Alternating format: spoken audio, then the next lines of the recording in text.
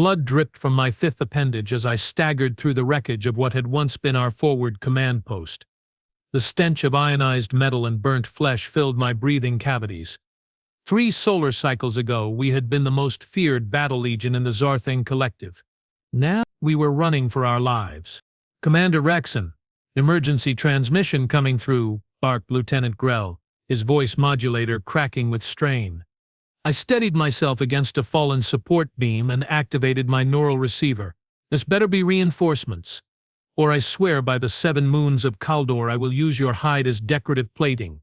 The static cleared, revealing not the expected face of a Zorthan general but something far more disturbing.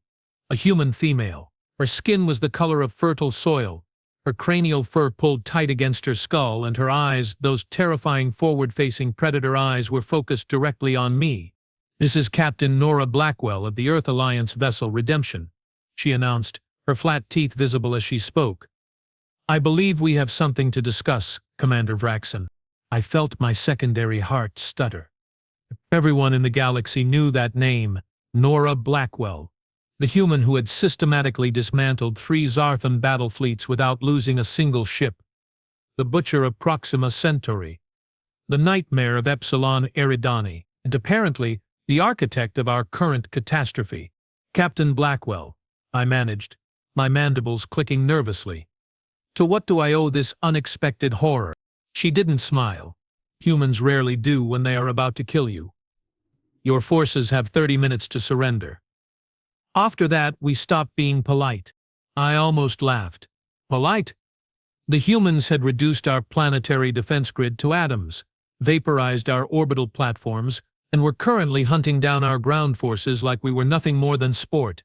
And she called that polite. "And if we refuse?" I asked, already knowing the answer.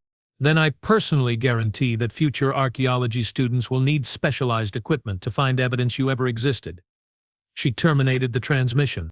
Lieutenant Grell's eye stalks quivered. "Commander? Orders?" I looked around at the remnants of my once proud legion.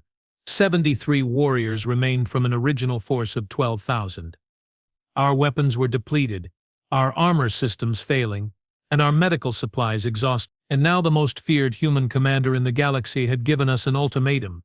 "Prepare for final combat," I said, straightening my posture. "If we die today, we die with our claws extended." Grill nodded, but I could smell his fear pheromones. We all knew what humans did to captured enemies. They forced them to watch something called reality television, until their will to live evaporated. "Commander," interjected Medical Officer Traz, her voice uncharacteristically hesitant. "There's something you should see." She guided me to a portable scanner displaying what appeared to be tactical movement patterns across the northeastern quadrant. But these weren't Zorthan formations. The patterns were too erratic, too unpredictable. "Human ground forces?" I asked. "Just one human," Traz replied. I stared at her, all 4 of my eyes blinking in disbelief. "One? That's impossible. These readings indicate at least a battalion-strength assault force, varied through multiple sensor arrays," Traz confirmed. "It's a single human female, and she's heading straight for us." The impossible data made my brain filaments twitch. One human? Taking on what remained of a Zorthan combat legion. It had to be a malfunction. "Show me visual," I ordered. The display flickered, then resolved into grainy footage from one of our few remaining reconnaissance drones. There, moving through the devastated landscape with surprising grace, was a human. Female. Based on the physiology. Small even by human standards. She wore no powered armor, carried only what appeared to be primitive projectile weapons, and moved with the casual confidence of someone out for a recreational stroll rather than advancing through an active combat zone. "Who in the 7 hells is that?" I whispered. "Unknown," Traz responded. "She doesn't match any known human military profiles." As we watched, a squad of our perimeter guards detected her approach. 6 elite warriors, each armed with plasma disruptors, moved to intercept. The humans stopped, seemed to consider the situation, then did something completely unexpected. She sat down on a broken wall section and pulled out what appeared to be a nutrition packet. "Is she eating?" Rel asked incredulously. The perimeter squad approached cautiously, weapons raised.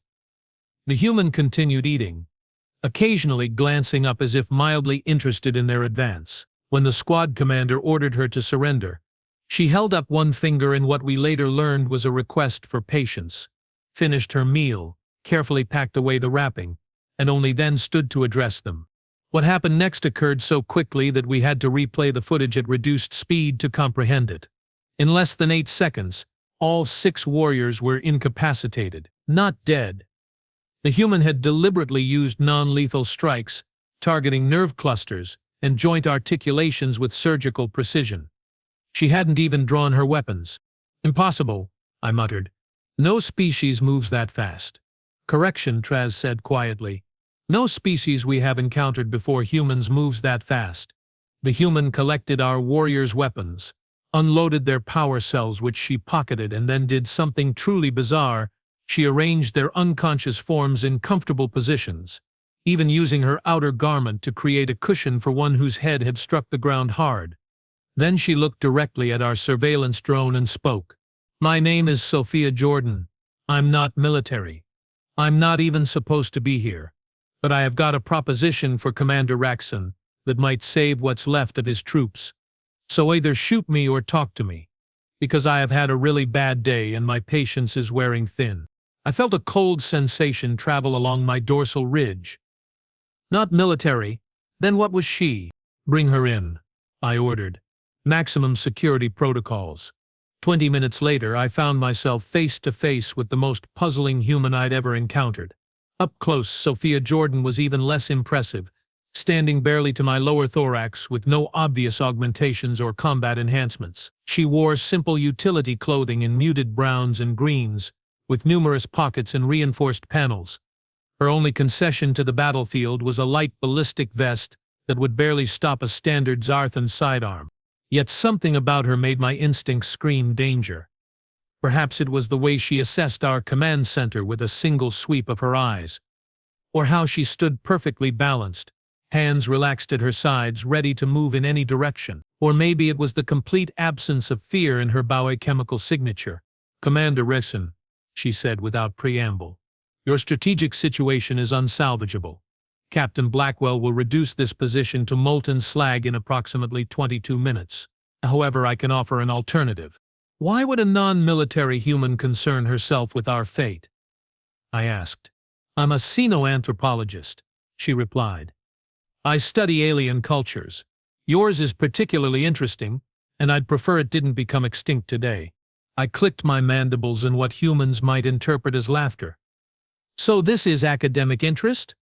You disabled 6 of my elite guards to collect research data. I disabled them because they were going to shoot me. And that would have been inconvenient, she corrected. The research is secondary to my primary objective, which is preventing Captain Blackwell from committing what I consider an unnecessary genocide. The bluntness was shocking. Humans usually wrap their communications in layers of deception and misdirection. This directness was unsettling. You oppose your own military? Lieutenant Grell asked, his tone suspicious. I oppose waste, Sophia replied, especially when there are more elegant solutions available. Such as, I prompted. You have something we want. We have something you need, continued Existence. I propose a trade. I studied her carefully. What could we possibly have that would interest the Earth Alliance? The Lazarus Protocol. The command center went silent. How did this human know about the protocol? It was our most closely guarded military secret. A biological weapon designed specifically to target human physiology, created as our ultimate deterrent. I don't know what you are talking about, I lied. Sophia Jordan's lips curved slightly. Commander, please. Your research facility on Outpost Vega 7 has been developing it for 3 years. You have conducted 7 field tests on captured human prisoners, resulting in a 98.2% mortality rate. The only reason Earth hasn't obliterated your homeworld is because we can't prove you have it. If you can't prove it, then this conversation is pointless, I said. I can prove it because I have seen it, she replied calmly. Test Subject 27B. Female human, age 42, captured from the medical frigate Nightingale. exposed to the pathogen via aerosol delivery. Death occurred after 57 hours of considerable suffering. I felt my blood run cold. Those details weren't in any transmitted report. They existed only in secure files at the research facility itself. How could you possibly know that? I demanded. Because I was there? She said simply. I infiltrated your facility 6 months ago and documented everything, including the location of your production center and the quantum encrypted transmission codes you used to communicate with your high command. If she was telling the truth, this human had compromised our most secure installation without detection and escaped with our most sensitive data. It seemed impossible. Yet her knowledge was too specific to be fabrication. Why are you telling me this now? I asked. Because I gave that information to Captain Blackwell this morning, she answered. That's why she's here. That's why your forces are being systematically eliminated. And that's why in about 20 minutes, this entire region will be reduced to radioactive glass. My third stomach clenched. Then we are already dead. Not necessarily, Sophia said. I convinced Blackwell to give me a chance to negotiate first. You see, I don't believe most of your soldiers even know about the Lazarus Protocol. They are just following orders, fighting for their species like any sentient would. Mass slaughter seems excessive. What do you propose? I asked, my voice barely audible. Surrender the protocol. All research, all samples, all data. Identify everyone involved in its development.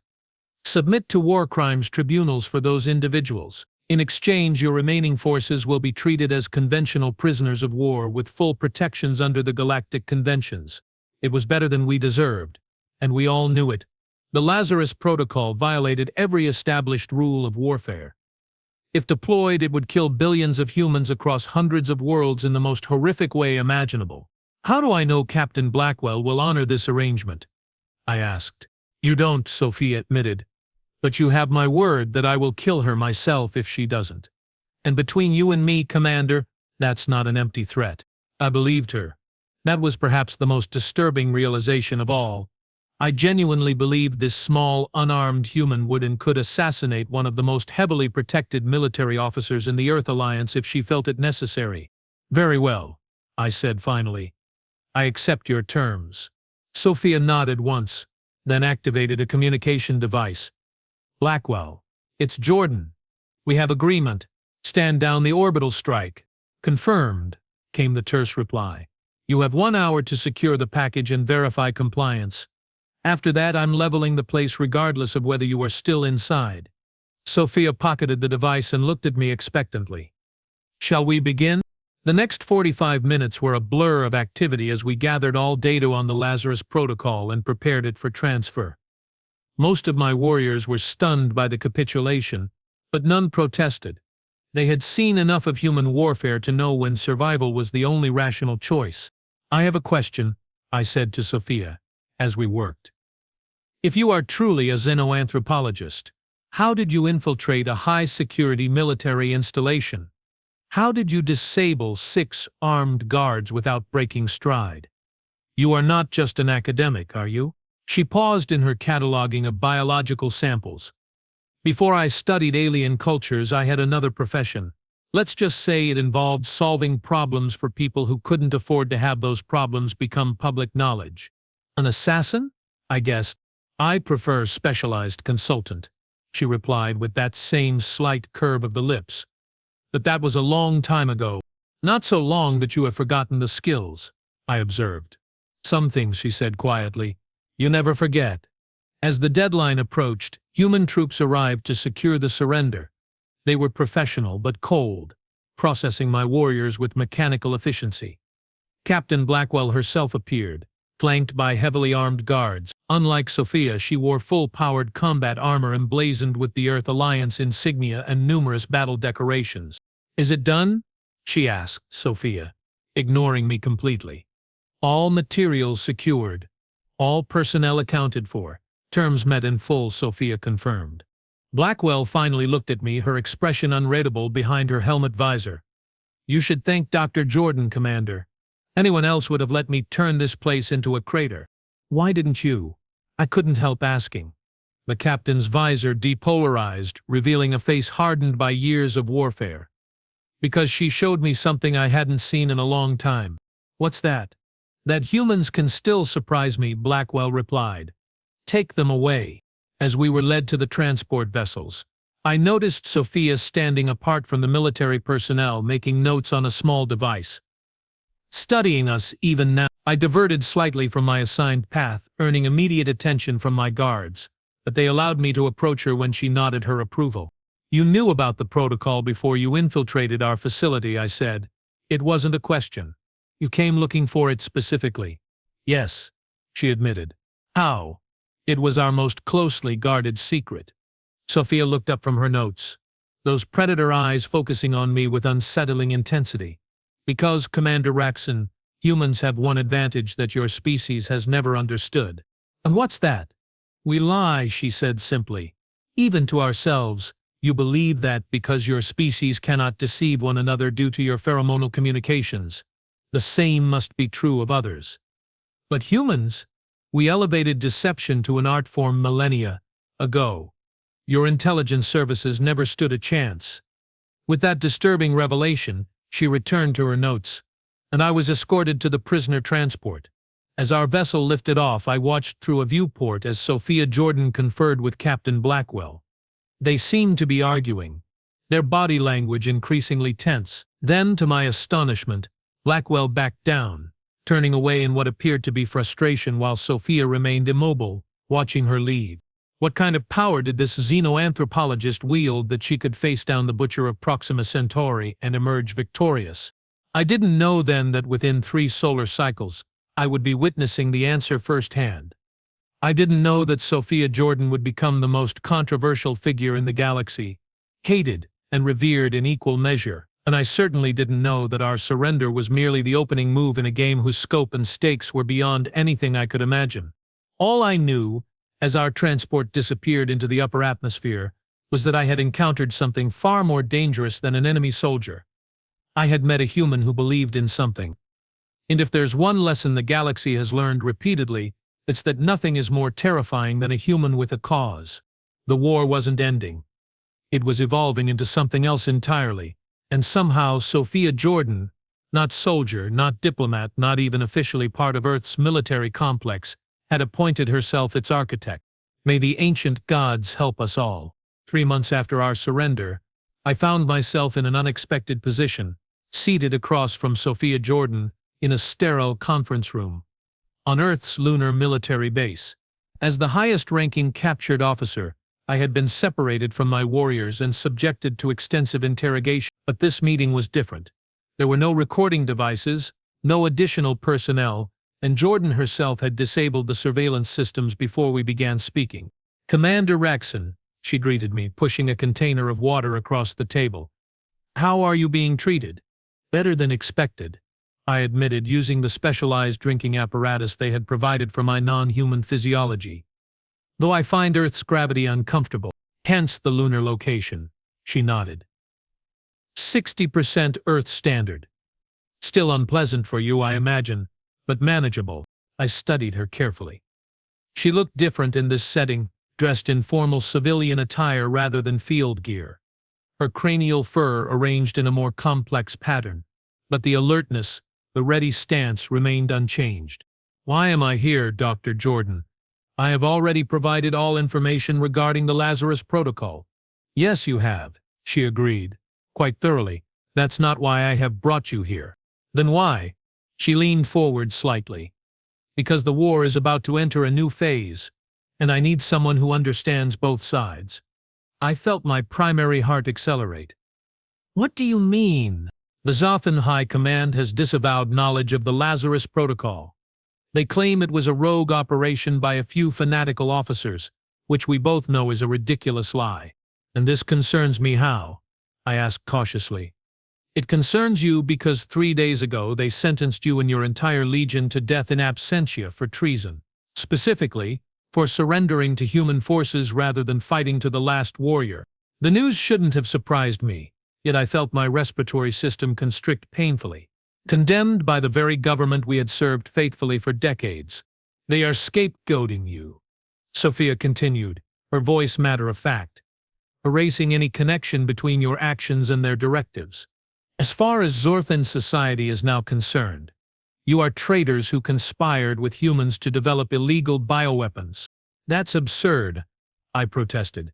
The orders came directly from Grand Marshal Korvax himself. I know, she said simply.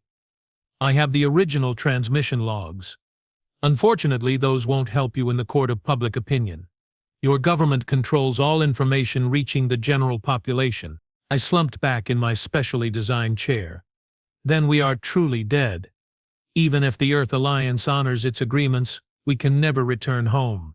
Actually, Sophia said, that brings me to my proposal. She activated a holographic display showing what appeared to be military staging areas throughout Zarthan-controlled space. Massive fleet movements, troop deployments, resource stockpiling, all the hallmarks of preparation for a major offensive. What is this? I asked, though I already suspected the answer. Your government isn't interested in peace, Commander. The Lazarus Protocol was just one option they were exploring. Now they are moving to conventional warfare on an unprecedented scale. Intelligence estimates suggest they will launch a full-scale invasion of human space within 60 days. That's madness, I whispered. After what happened to my Legion, to the other forces that engaged humans, we don't have the tactical advantages we believed we had. No, Sophia agreed. You don't. But your leaders are convinced that overwhelming numbers will compensate for technological disadvantages.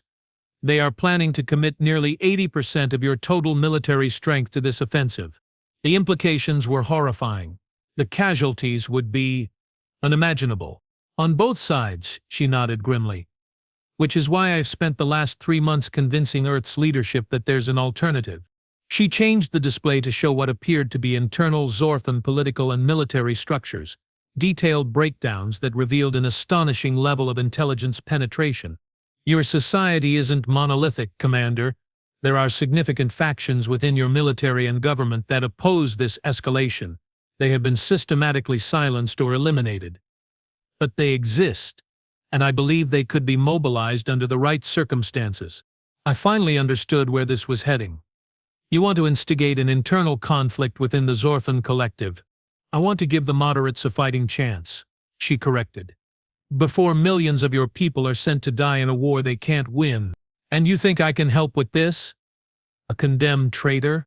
Sophia's expression softened slightly, the first genuine emotion I'd seen from her. Commander, to the opposition factions, you are not a traitor. You are the only senior officer who had the courage and wisdom to recognize reality.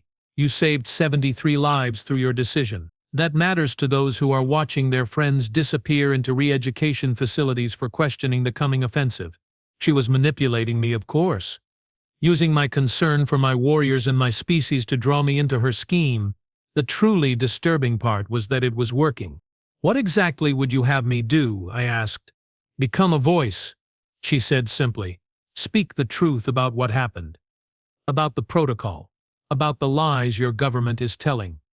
Not just to humans, but to your own people. That would confirm my status as a traitor. To some, she acknowledged.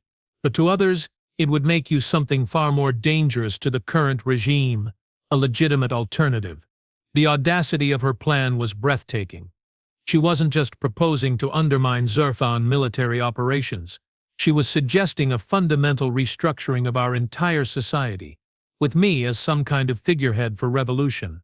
This is far beyond your role as a xenoanthropologist, I observed.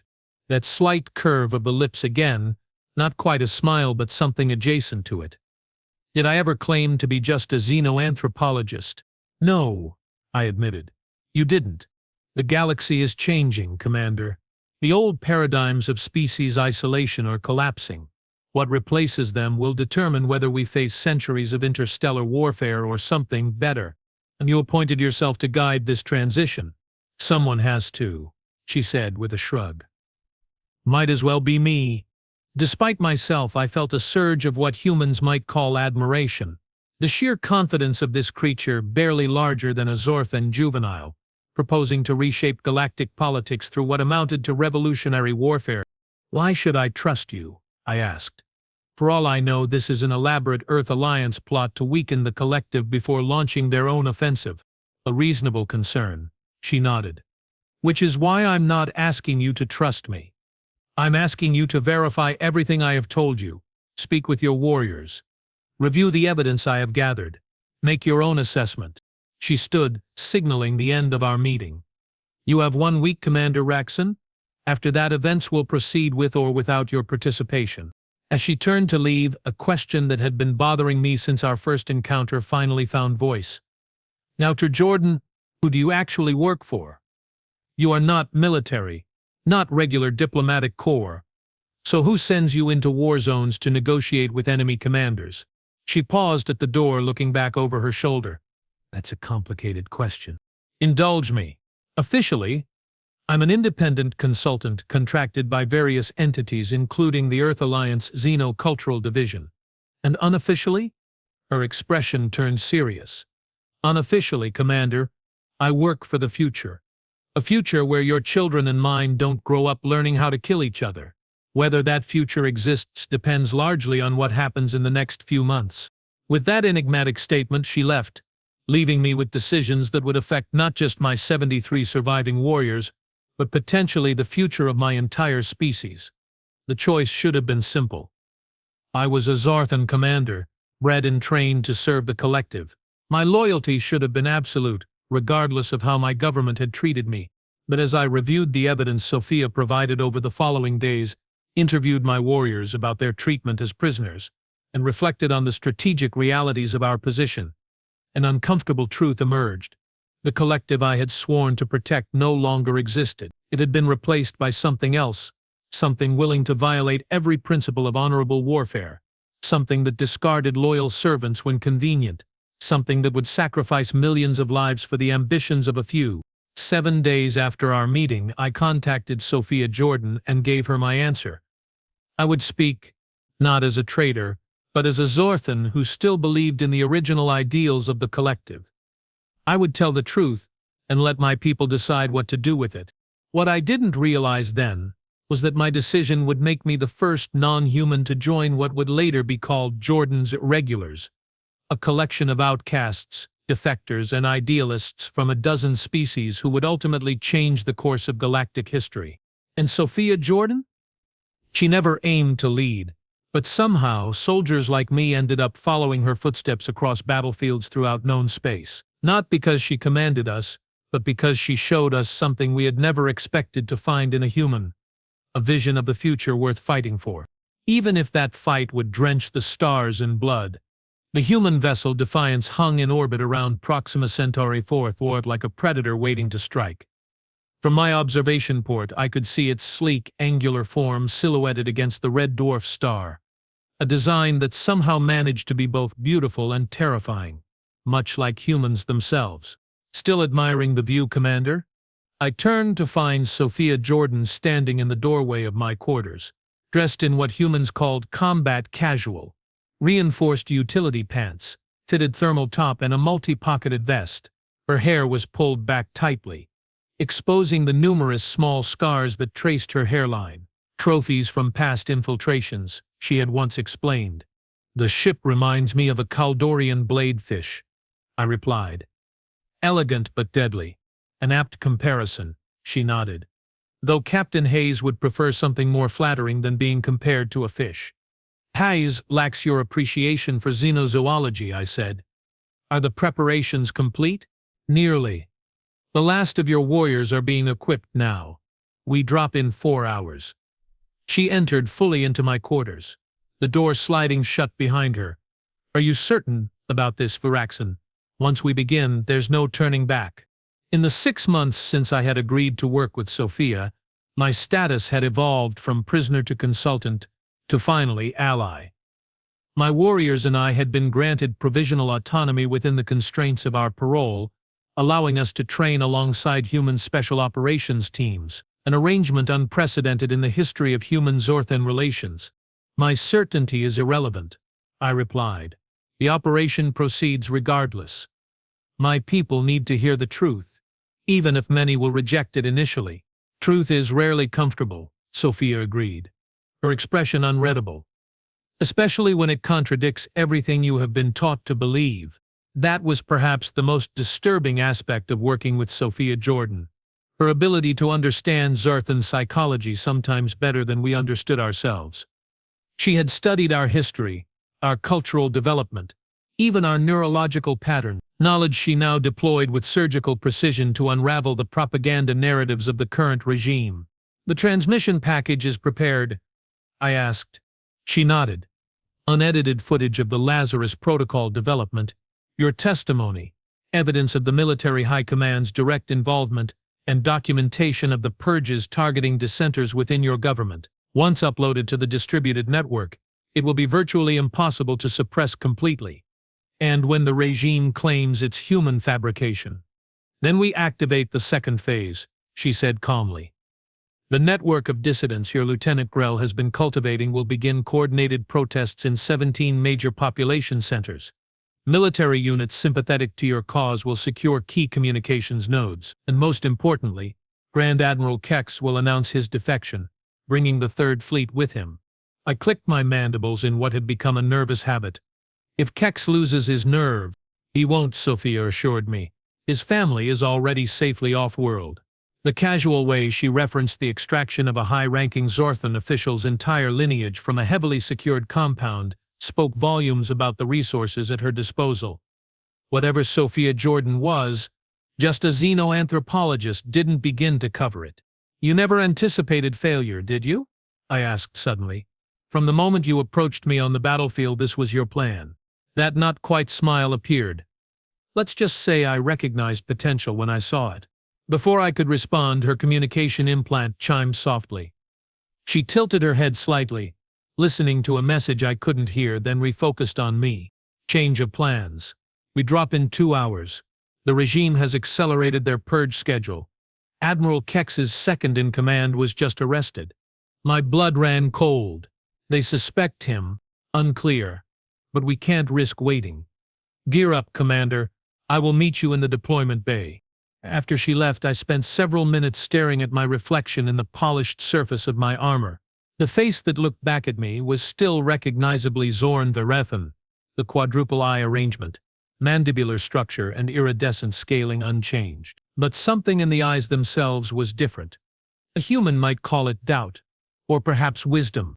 Whatever it was, I barely recognized myself anymore.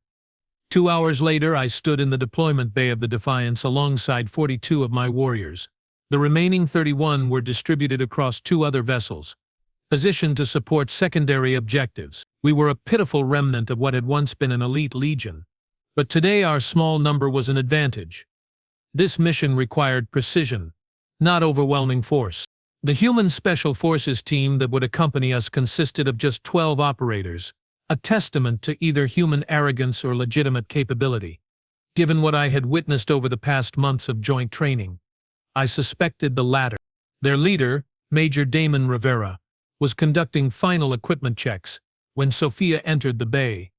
Unlike our previous encounter, she now wore full tactical gear, a customized version of standard human combat armor, optimized for mobility rather than protection. The various weapons secured to her frame were equally non-standard, a mix of human, Zarthan, and even what appeared to be Krell technology. Rivera noticed her arrival and straightened. "Dr. Jordan, we are ready when you are." "Status on the insertion window?" she asked, moving to the central holographic display. "Orbital defense grid will have a 6-minute blind spot beginning at 22:43 local time. Weather conditions are suboptimal, heavy electrical storm activity over the target area." "Perfect," Sophia nodded. "The atmospheric interference will further degrade their sensor capabilities." Rivera looked skeptical. "It also degrades our comms and navigation." "We have trained for worse," she replied dismissively. "Is the package secure?" He tapped a reinforced case attached to his armor. "Right here. One-way quantum entanglement transmitter, just as specified.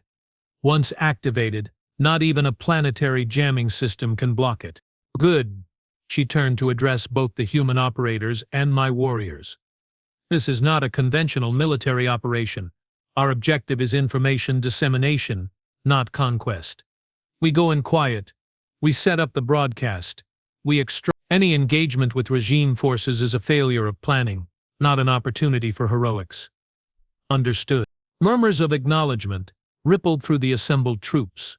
Even my warriors, traditionally prone to seeking glory in combat, had embraced the human concept of mission parameters superseding personal honor. Another small but significant cultural shift that Sophia had carefully cultivated. Commander Vraxon will now brief you on the target, she continued, gesturing for me to take her place at the display. I stepped forward, feeling the weight of the moment. The central communications hub in Drax's city is our primary objective. It serves as the nexus for all official information distribution throughout the collective. By accessing its systems, we can bypass the regime's censorship protocols and deliver our transmission directly to 97% of connected Zorthans. I manipulated the display to show a detailed schematic of the facility. Information provided by sympathizers within the Infrastructure Ministry. Security consists of 3 concentric layers: outer perimeter automated systems, middle ring biological guards, and inner core elite units, with neural link defense mechanisms. Our insertion point is here. I indicated a maintenance access tunnel connecting to underground water reclamation systems. Thanks to Lieutenant Grell's contacts, we will have a 12-minute window where this section's security will be disabled for routine maintenance. The briefing continued for another 20 minutes as I detailed extraction routes, contingency plans, and coordination with our allied forces elsewhere in the system. Throughout, Sophia remained silent, observing the interaction between my warriors and the human operators with that same analytical intensity I had first noticed on the battlefield months ago. When the briefing concluded, Rivera dismissed his team to make final preparations, leaving only Sophia, myself, and Lieutenant Grell at the command console. "You have prepared them well," Sophia commented once the others were out of earshot. "They function as a cohesive unit now." "Necessity is a powerful teacher," I replied. "Though I notice you have kept yourself outside the command structure." "That's by design," she said. "Major Rivera has tactical command. You have strategic oversight for your warriors. I'm merely facilitating." Grell made a sound that approximated a human snort. "Facilitating? Is that what you call single-handedly orchestrating a revolution?" "Revolutions require revolutionaries," Sophia corrected him. "I'm just providing an opportunity for them to act effectively." Her persistent refusal to acknowledge her central role in these events was either calculated humility or genuine psychological blindness. I had yet to determine which, despite months of close observation. The ship's intercom activated, announcing 15 minutes until deployment. Crew members began securing equipment and moving toward the dropships, sleek, radar-absorbing craft designed for covert insertion. "Commander," Sophia said quietly, "a word in private." I nodded to Grell, who moved away to join the other warriors. Sophia led me to a small alcove away from the main activity. "There's something I haven't told you," she began without preamble. "Something that may affect your decision to participate in this operation."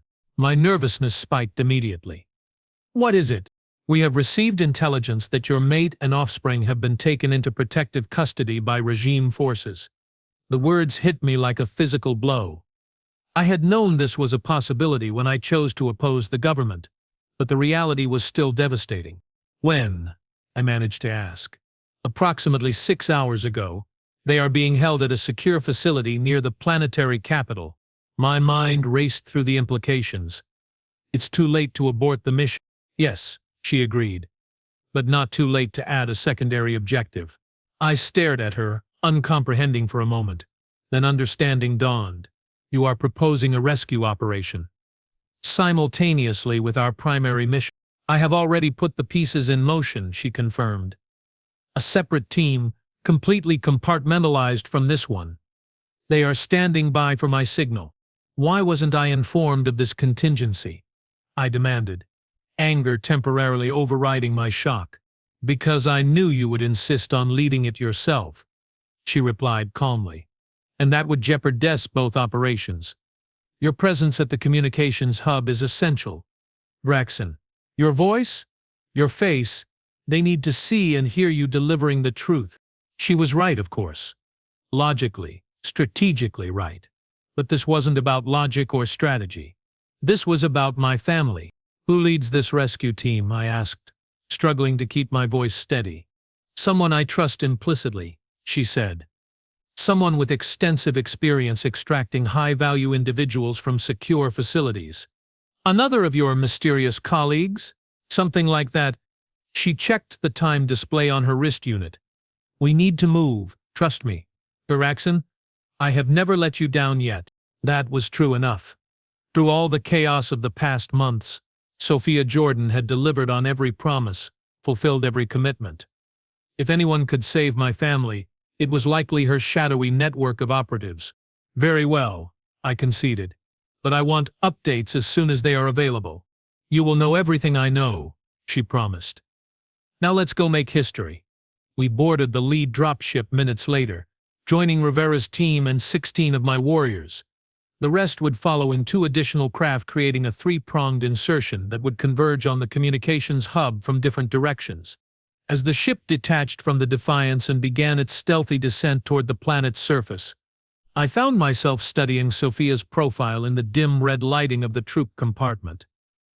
She sat perfectly still, eyes closed, appearing to meditate. Yet I knew from experience that her mind was probably racing through countless scenarios, calculating probabilities, adjusting plans. You should rest while you can, she said without opening her eyes, somehow sensing my attention. My species doesn't require pre-battle rest periods, I reminded her. No, but you do require mental clarity, and right now you are cycling through worst-case scenarios about your family instead of focusing on the mission.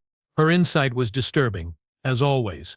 How did you become so adept at reading Zarfan thought patterns? Even with your extensive research, it shouldn't be possible for a human. She opened her eyes then, turning to face me fully. You think it's about being human or Zorfan. It's about being a soldier, being hunted, being afraid for those you care about. Those experiences transcend species, Commander. Before I could respond, the pilot announced we were entering the upper atmosphere.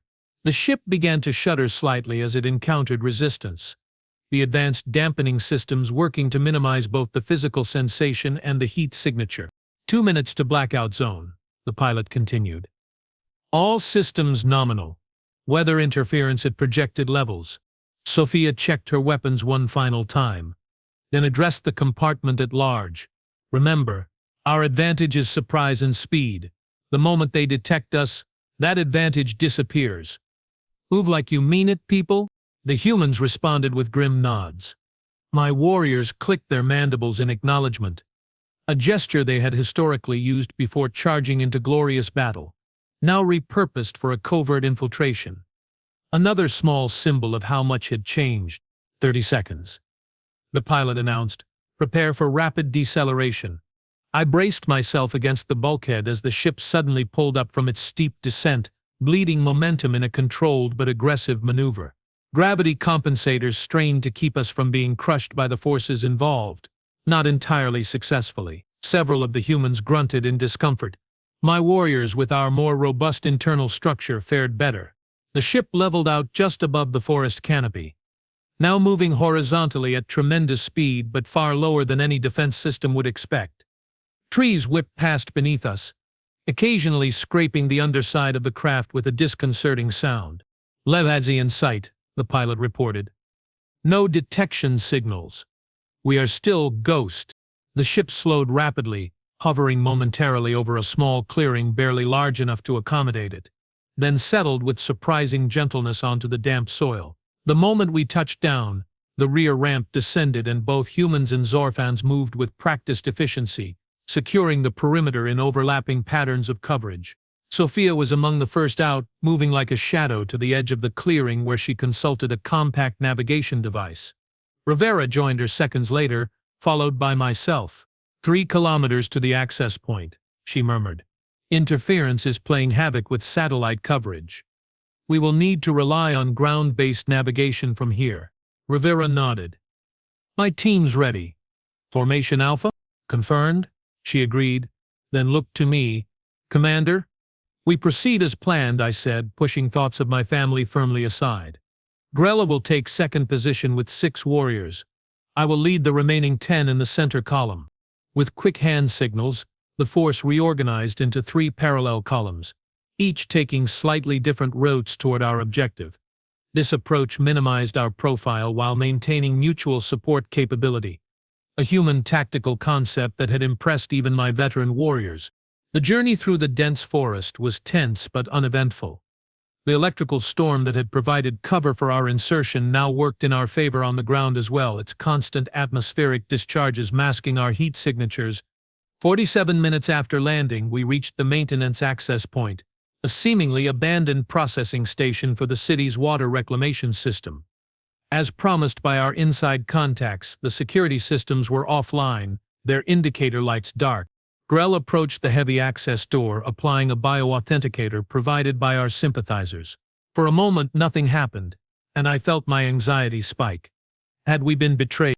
Then, with a soft hydraulic hiss, the door slid open, revealing a dimly lit service tunnel stretching into darkness. "Right on schedule," Sophia whispered, consulting her chronometer. "We have 11 minutes before the systems reactivate." Rivera deployed his operators in a protective formation, while my warriors and I moved through the door.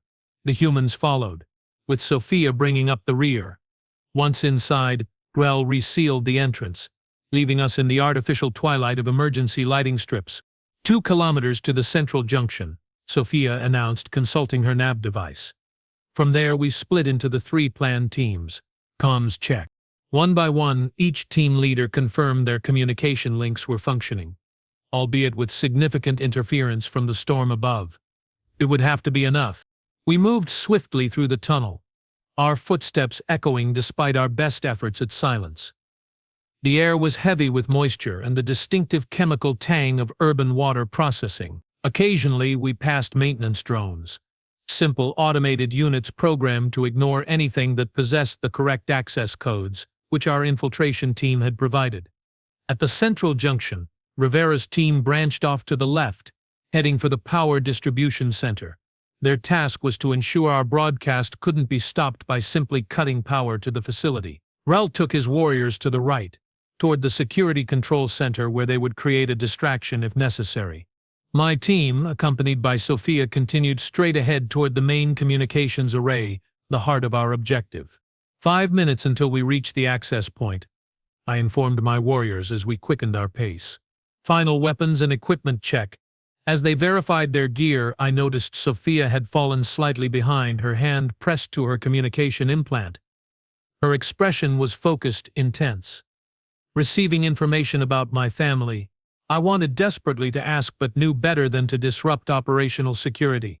She caught up moments later. "Proceed as planned," she said simply, offering no explanation for the communication. The tunnel eventually terminated at a vertical shaft with maintenance rungs embedded in the wall. According to our intelligence, this would lead directly to a service corridor 1 level below the communications center.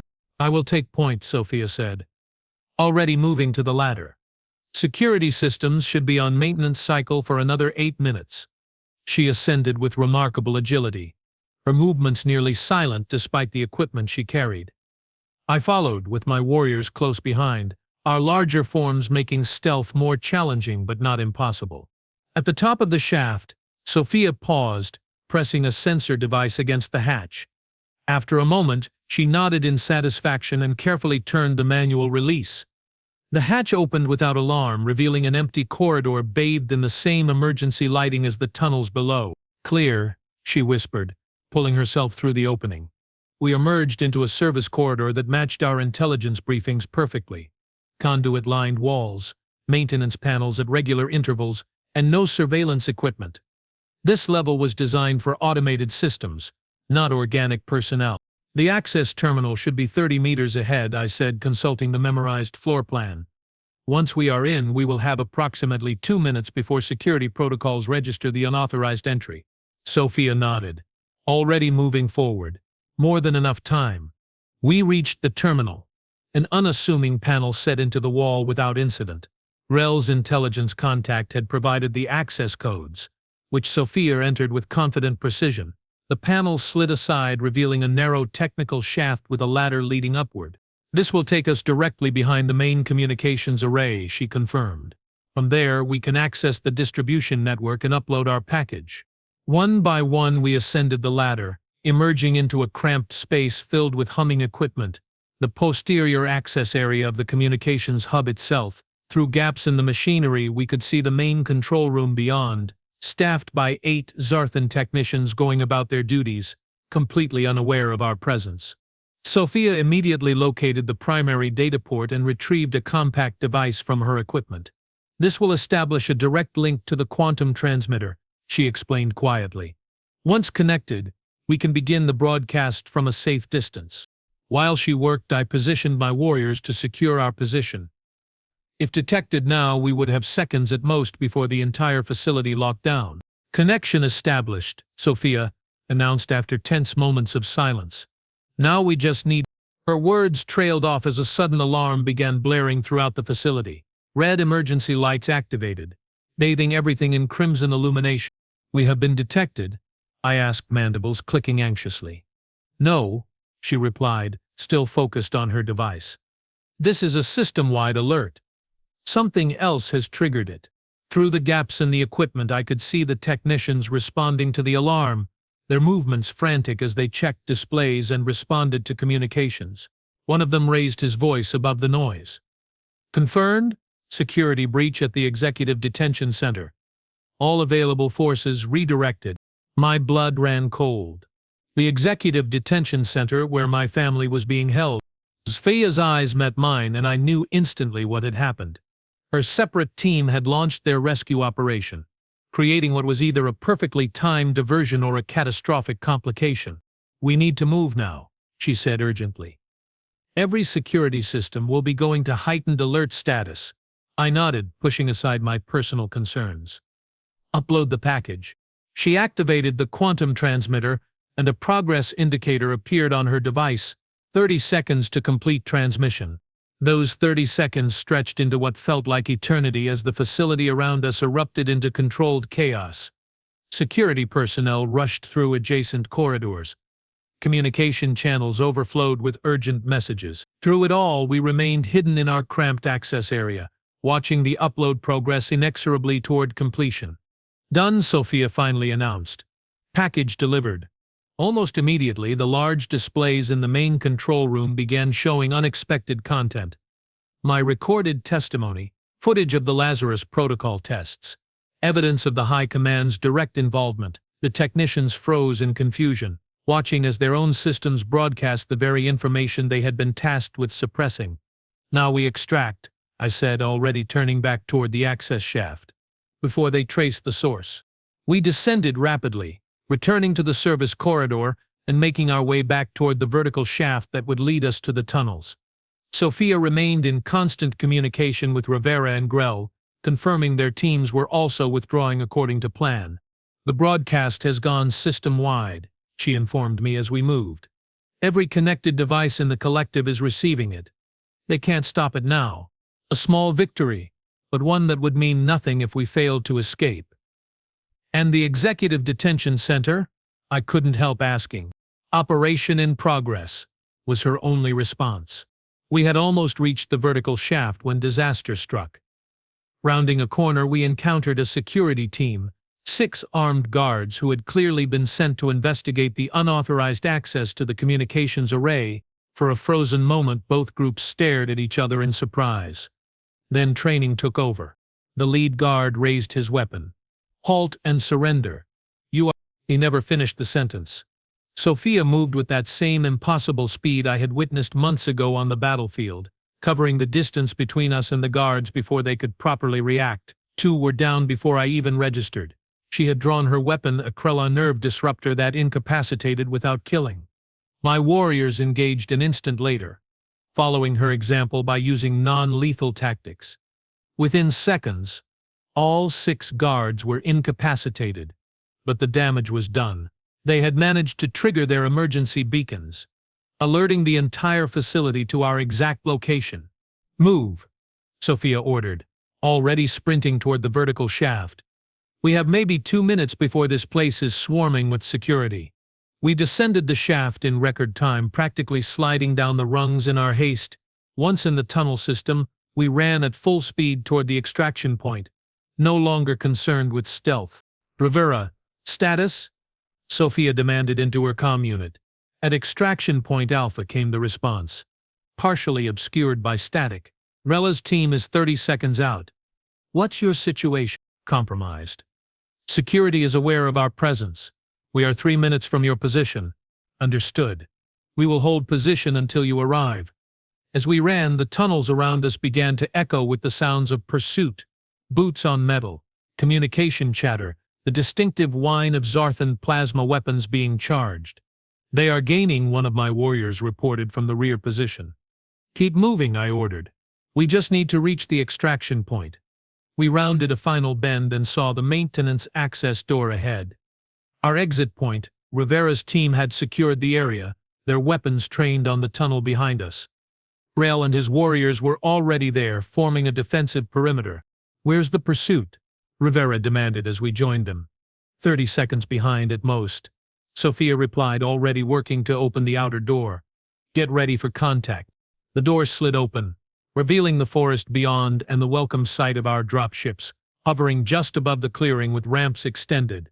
Go, go, go, Rivera shouted, directing his operators to begin boarding. My warriors moved to follow, but I hesitated, looking to Sophia. What about? Check your private channel, she interrupted, her attention divided between the retreating teams and the tunnel behind us. I switched to the encrypted communication frequency she had established for my use only.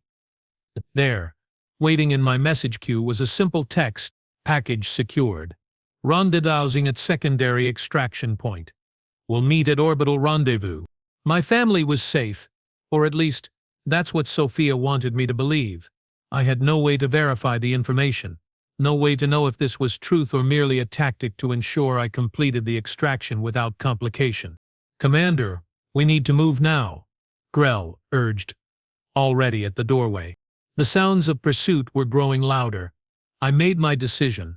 Fall back to the ships, I ordered, moving to join Grell at the door. Sophia remained behind with Rivera and 2 of his operators, preparing to cover our retreat. As I passed her, she met my eyes briefly. Trust me, she said simply. Then we were outside, rushing toward the waiting dropships as the storm raged overhead. Lighting illuminated the scene in strobing flashes, rain pelting our armor as we ran. The first shots came just as we reached the ships. Plasma bursts cutting through the rain to impact around us. Security forces had emerged from the access door and were firing in controlled bursts, trying to prevent our escape. Revis's remaining operators returned fire, providing covering suppression while we boarded. Sophia was the last to back up the ramp, still firing calmly and precisely at our pursuers. Everyone accounted for. The pilot demanded as the ramp began to close. All present, Rivera confirmed after a quick head count. Get us airborne. The ship lifted immediately, accelerating with bone-jarring force as the pilot pushed the engines beyond recommended parameters. Through the closing ramp, I caught a final glimpse of the security forces below, their weapons still firing uselessly at our rapidly retreating craft. Then we were above the canopy, streaking toward the upper atmosphere and eventually our rendezvous with the Defiance.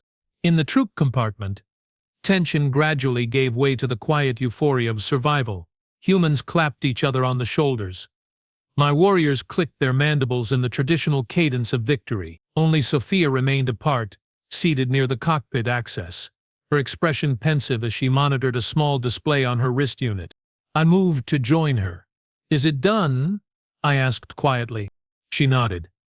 The broadcast reached 94% of connected systems before they managed to implement countermeasures. More importantly, it was copied and redistributed by sympathizers throughout the network. They can't erase it now. And the reaction? Too early to tell definitively, she said. But preliminary reports indicate widespread shock and confusion.